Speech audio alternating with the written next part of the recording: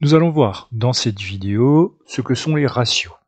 Alors, les définitions étant relativement compliquées à comprendre, on va commencer par un exemple.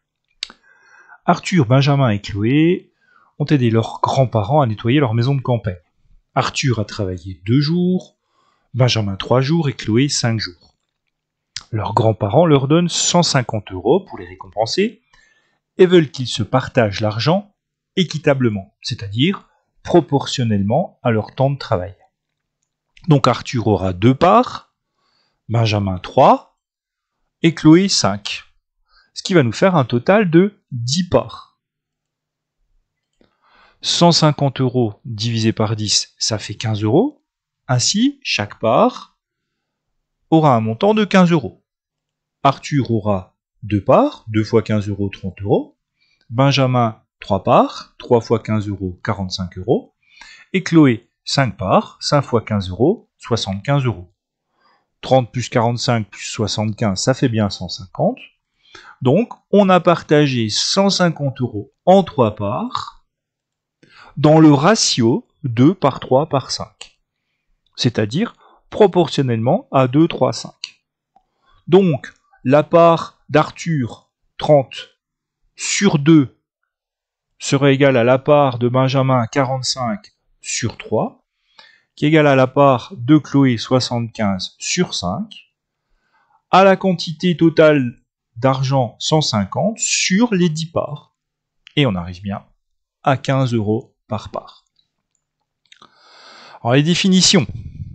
Partager une quantité en 2 parts dans le ratio A par B. Bon, A et B, c'est deux nombres entiers positifs non nuls. Donc, partager une quantité en 2 parts dans le ratio A par B signifie que ces 2 parts sont proportionnelles à A et B, et réciproquement. Donc la part 1 sur A est égale à la part 2 sur B, est égale à la quantité totale sur le nombre total de parts A plus B. Et on a exactement la même chose avec 3 parts.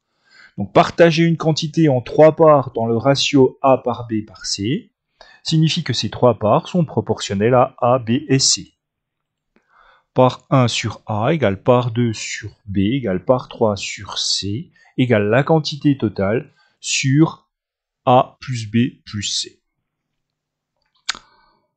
2 petits exercices pour nous permettre de comprendre un petit peu plus cette notion. Donc la photographie que je viens de télécharger sur internet a pour dimension 1920 pixels sur 1080 pixels. Et je voudrais savoir si cette photographie sera affichée correctement sur mon écran 16 neuvième. Tiens, 16 par 9, c'est un ratio. On va voir plusieurs possibilités pour résoudre cet exercice. Alors si on part sur les ratios, la définition qu'on a eue tout à l'heure. Donc on fait un partage proportionnel, on regarde si notre partage est proportionnel. 1920 sur 16 et 1080 sur 9, on va regarder si ça nous donne le même résultat. 1920 sur 16, ça fait 120, 1080 sur 9, ça fait 120. Donc on est dans les mêmes proportions. On aurait pu aussi regarder la fraction 1920 sur 1080 et simplifier cette fraction et se rendre compte que cette fraction était égale à 16 neuvième. Donc on a la même proportion. On pouvait aussi utiliser un tableau de proportionnalité. Donc dans la réalité, notre photographie fait 1920 par 1080. Est-ce que c'est dans le ratio 16 neuvième? Est-ce que c'est un tableau de proportionnalité? On a fait les calculs qui nous prouvent que c'est un tableau de proportionnalité.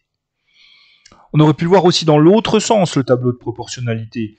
La largeur, donc 1920 et la hauteur 1080 pour ma photo, et le ratio, la largeur c'est 16 et la hauteur c'est 9. Et bien, on a aussi un tableau de proportionnalité. Donc ma photographie est bien dans les mêmes proportions, dans le même ratio que mon écran. Dernier exercice. Alors, pour faire une bonne vinaigrette, ma grand-mère disait toujours il faut mélanger de l'huile, du vinaigre et de la moutarde dans les bonnes proportions. Elle me disait tu mets 6 cuillères d'huile pour 2 cuillères de vinaigre et 1 cuillère de moutarde. Donc, on partage dans le ratio 6, 2 et 1.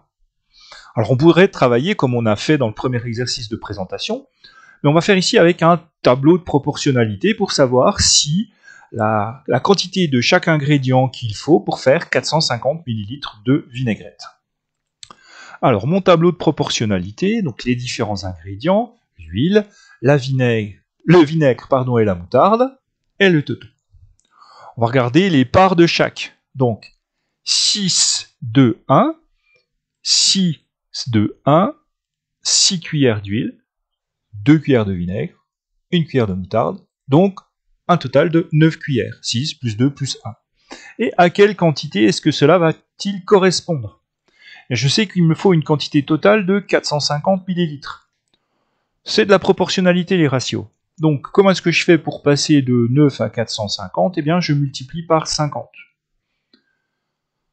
6 fois 50, ça fait 300. 2 fois 50, ça fait 100. 1 fois 50, ça fait 50. J'ai mes quantités. J'aurais pu aussi travailler avec des fractions. En effet, pour avoir de l'huile, ma partie d'huile va représenter 6 neuvièmes des 450 ml. 6 cuillères pour 9 cuillères au total. Ce qui va me donner 300. 2 neuvièmes pour le vinaigre, qui va me donner 100. Et 1 neuvième pour la moutarde, qui va me donner 50. Donc voici encore deux méthodes pour utiliser les rations. Donc en conclusion, pour ma bonne vinaigrette de 450 ml, il me faut 300 ml d'huile, 100 ml de vinaigre et 50 ml de moutarde.